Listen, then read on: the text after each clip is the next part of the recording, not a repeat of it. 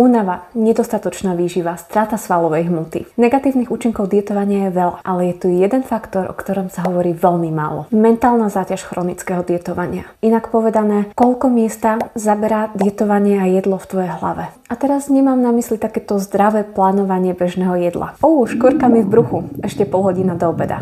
Došli zemiaky a jogurt, asi musím ísť na nákup. V piatok si s Jankou ideme sadnúť na pizzu. Teším sa. Keď jedlo ale berie príliš veľa mentálneho priestoru, vyzerá to asi takto. Ešte hodina do obeda, ale čo ak nebudú mať grécky šalát a v polievke bude cestovina? Ako si to zadám do tabuliek?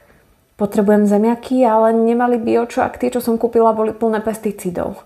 V piatok pizza s Jankou. Musím dopredu pozrieť menu, dúfam, že budú mať zeleninovú oblohu bez syra. Alebo si môžem dať vegánsky syr? Bude to podozrivé, keď si dám len polku pice? Minulý týždeň som zase mala pol kila hore.